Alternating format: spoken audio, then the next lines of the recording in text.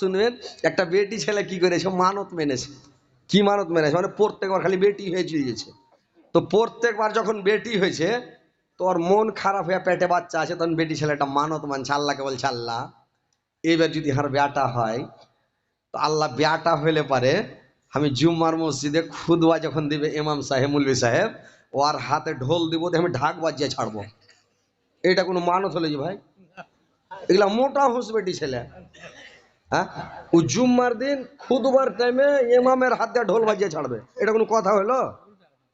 5 kilo 10 kilo বাতাসা দিয়ে দেবো, মুরগা দান করব, খাসি দান করব, গরু দান করে দেবো, গোটা গায়ের লোকে খিলাবো, এটা না কে খোঁজে ইমামের হাতে আমি ঢোল বাজাবো।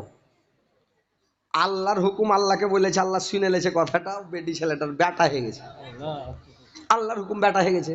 এবার তো বেটি ছেলেটা বলছে যে বেটা হয়েছে, আল্লাহ 7 দিনকে যখন হয়েছে তখন কইছে মুল্লি সাহেবকে যে মুল্লি সাহেব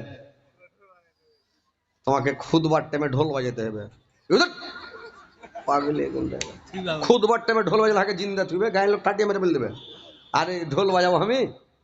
কইছে দেখো তুমি টাকা কত লিবা কহ, কিন্তু ঢোল বাজাইতে হবে। তুই বলছে মাফ করো, আমি টাকা একটা হলেও না আমি ঢোল বাজাইতে পারবো না। তখন আর একটা মৌলবীর কাছে চলে গেছে, হারে ভাইয়ের কাছে, এই তো 4 লাখ মৌলবী, একে যা বলছে যে ভাই তোমাকে ঢোল বাজাইতে হবে খুদবার টাইমে। ই বলে ঠিক আছে বাজিয়ে দেবো, কিন্তু 5,000 টাকা নেবো, দিতে পারবে? হ্যাঁ দিয়ে দেবো। বেটা হেসে দিব না মানে 5,000 টাকা দিব, ঢোলটা কিন্তু বাজাতে হবে। ঠিক আছে চল আসিও। জুম্মার দিন খুদবাতে করেছে কি, বাড়কা একটা ঢোল এনে ঢাক এনে থে দিয়ে, মানে ছোট গলা ঢোল বড় গলা ঢাক, বাড়কা ঢাক এনে মেহরাবে থে দিয়েছে। তো যেই জুমা পড়তে যাইছে, কি ব্যাপারে ভাই মেহরাবে ঢাক মানে কি ব্যাপার? তো মুলি সাহেবকে পুছ করে, হ্যাঁ জি মাল না মুলি সাহেব, আজ ঢোল কেনে দেখছি মসজিদে, বাড়কা ঢাক দেখছি, ব্যাপারটা কি? কইছে তোমরা বুঝতে পারবে না, পাবলিক মানুষ কি বুঝবে তোমরা? কইছে কেনে? জিন্দগিতে ঢোল দেখি না, আর আজ মসজিদে ঢোল দেখছি, ঢাক দেখছি মেহরাবে মসজিদের মধ্যে, তো কি ব্যাপার? ওই যে তোমরাকে তো বলছি বুঝতে পারবে না, আজ হাসেন হোসেনের কারবলার বয়ান হবে, ওই লেগে ঢোলটা রেখেছি। পাবলিক কয়েছে ঠিকই আছে, মানে মহরমের মানে ওয়াজ হবে, আর মহরমের এই মাস লাঠি খেলার মাস, তো মহরমের মাস যখন মহরমের কারবলার যখন ওয়াজ হবে তো ঠিকই আছে, পাবলিক খুশি আছে। এবার মুলবি সাহেব খুদবা দিতে লেগেছে।